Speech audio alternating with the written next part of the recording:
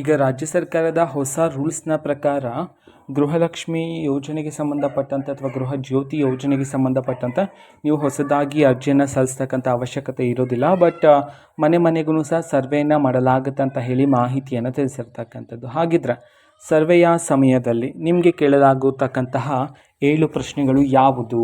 ಇದರ ಬಗ್ಗೆ ಮಾಹಿತಿಯನ್ನು ಈ ವಿಡಿಯೋದಲ್ಲಿ ತಿಳಿಸ್ಕೊಡ್ತಿದ್ದೀನಿ. ವಿಡಿಯೋವನ್ನು ಸ್ಟಾರ್ಟ್ ಮಾಡ್ತೀನಿ.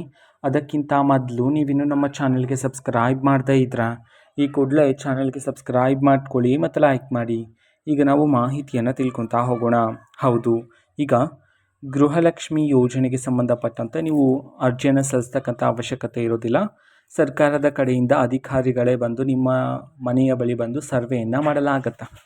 ಸೊ ಸರ್ವೆ ಮಾಡುವಾಗ ಅವರು ಕೇಳಲಾಗತಕ್ಕಂತಹ ಪ್ರಮುಖವಾದ 7 ಪ್ರಶ್ನೆಗಳು ನಾನು ಹೇಳ್ತೀನಿ ಯಾವ್ದು ಅಂತ ಹೇಳಿ.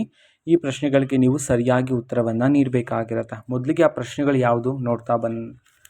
ಸೊ ಮೊದಲಿಗೆ ನಿಮ್ಮ ಆಧಾರ್ ಕಾರ್ಡನ್ನು ಕೇಳ್ತಾರೆ, ಮತ್ತು ನಿಮ್ಮ ಮನೆಯ ಯಜಮಾನಿಯ ಹೆಸರನ್ನು ಕೇಳ್ತಾರೆ, ಮತ್ತು ರೇಷನ್ ಕಾರ್ಡಲ್ಲಿ ಆಧಾರ್ ಕಾರ್ಡಲ್ಲಿ ಹೆಸರು ಒಂದೇ ಥರ ಇರಬೇಕಾಗಿರುತ್ತೆ. ನಂತರ ಮನೆಯ ವಿಳಾಸ ಅಂತಂದರೆ ಆಧಾರ್ ಕಾರ್ಡಲ್ಲಿರ್ತಕ್ಕಂಥ ವಿಳಾಸ ಬೇರೆ ಆಗಿದ್ದರೆ, ನೀವು ಬೇರೆ ಕಡೆ ಇದ್ದರೆ ಸೊ ಅದು ತೊಂದರೆ ಆಗ್ತಕ್ಕಂಥದ್ದು. ಸೊ ಮನೆಯ ವಿಳಾಸವನ್ನು ಕೇಳ್ತಾರೆ. ನಂತರ ಮತದಾರರ ಗುರುತಿನ ಚೀಟಿಯನ್ನು ಕೇಳ್ತಾರೆ. ನಂತರ ಪತಿಯ ವಿವರಗಳನ್ನು ಕೇಳ್ತಾರೆ. ಕೊನೆಯದಾಗಿ ಮೊಬೈಲ್ ಸಂಖ್ಯೆಗಳು.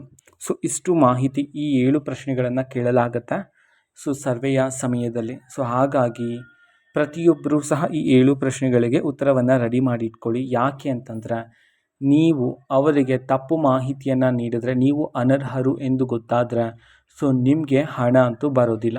ಓಕೆನಾ? ಸೊ ಆ ಕಾರಣದಿಂದಾಗಿ ಹುಷಾರಾಗಿ ಈ 7 ಪ್ರಶ್ನೆಗಳಿಗೆ ಉತ್ತರವನ್ನು ರೆಡಿ ಮಾಡಿ ಇಟ್ಕೊಳ್ಳಿ. ಅವರು ಬಂದಾಗ ಸೊ ಈ 7 ಪ್ರಶ್ನೆಗಳನ್ನು ಕೇಳಲಾಗತ್ತೆ. ಸೊ ಇದಕ್ಕೆ ಸಂಬಂಧಪಟ್ಟಂತೆ ಇನ್ನೂ ಪ್ರಶ್ನೆಗಳನ್ನು ಕೇಳ್ಬೋದು. ಸೊ ಪ್ರಮುಖವಾಗಿರ್ತಕ್ಕಂತಹ 7 ಪ್ರಶ್ನೆಗಳಿವು. ಸೊ ಇಷ್ಟನ್ನ ನೀವು ರೆಡಿ ಮಾಡಿ ಇಟ್ಕೊಂಡ್ರೆ ಸಾಕಾಗಿರುತ್ತೆ. ಓಕೆನಾ? ಸೊ ಇದು ಇವತ್ತಿನ ಒಂದು ವಿಡಿಯೋ. ಇದೇ ರೀತಿ ಇನ್ನೂ ಹಲವಾರು ಯೋಜನೆಗಳಿಗೆ ಸಂಬಂಧಪಟ್ಟಂತೆ ಮಾಹಿತಿ ಬಂದ ನಂತರ ಆದಷ್ಟು ಬೇಗ ನಾನು ನಿಮಗೆ ಇನ್ಫಾರ್ಮೇಷನನ್ನು ತಿಳಿಸ್ತೇನೆ.